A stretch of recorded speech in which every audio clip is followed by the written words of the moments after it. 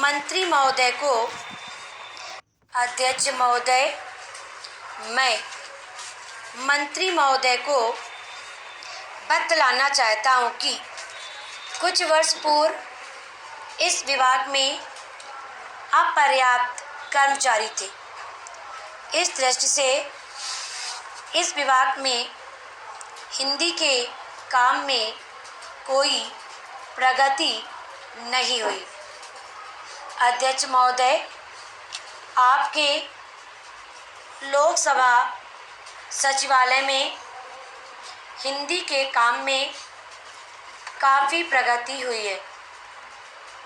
इस समय लोकसभा की कार्यवाही दोनों भाषाओं में चल रही है, लेकिन अगर इस काम में हमारा सूचना मंत्रालय अपनी भाषा नीति के कारण पिछड़ा रहा तो यह बड़े दुख की बात होगी।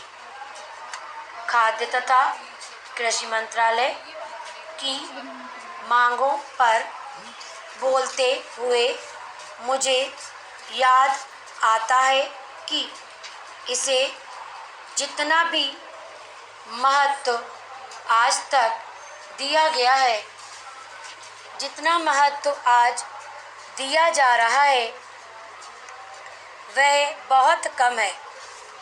अभी अंतर्राष्ट्रीय व्यापार पर बोलते हुए व्यापार मंत्री ने बताया था कि निर्यात की आमदनी में कृषि का कितना महत्वपूर्ण योगदान रहा है। उन्होंने बताया था कि 70% निर्यात कृषि की वस्तुओं का हो रहा है और उसी के द्वारा हमें इतनी आमदनी हो रही है। इस दृष्टि से कृषि का महत्व और भी ज़्यादा बढ़ जाता है। उन्होंने यह भी बताया था कि यदि कृषि उत्पादन केवल 5% और बढ़ जाए तो निर्यात से हम 100 करोड़ रुपए के लगभग अपनी आमदनी को और ज़्यादा बढ़ा सकते हैं। इतना महत्व इसका होने के बावजूद भी मुझे बड़ा खेद है और सचमुच यह बड़े दुख की बात है कि आप कृषि के ऊपर जिसमें 100 करोड़ रुपया कमाने की क्षमता है, 1 करोड़ रुपया भी खर्च करने के लिए तैयार नहीं है। मैं तो यहाँ तक कहूँगा कि जिसे हम औद्योगिक उत्पादन मानते हैं, उस प्रकार का उत्पादन आज भी हमारे देश में नहीं हो रहा है। वास्तव में उत्पादन केवल कृषि से हो सकता है, क्योंकि कृषि वस्तुओं से ही आपके दूसरे औद्योगिक संस्थान चलते हैं।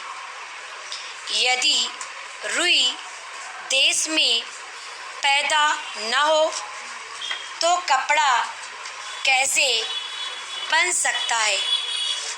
यदि मूंगफली देश में पैदा न हो तो वनस्पति घी देश में पैदा नहीं हो सकता।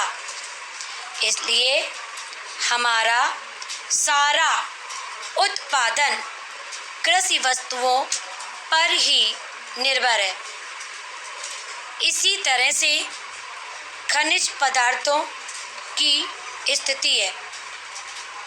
यदि खनिज पदार्थ निकालने पर ज़्यादा जोर दिया जाए तो उससे न केवल उत्पादन बढ़ेगा, हमारे उद्योगों को काम मिलेगा, बल्कि विदेशी मुद्रा भी बहुत बड़ी मात्रा में कमाई जा सकती है।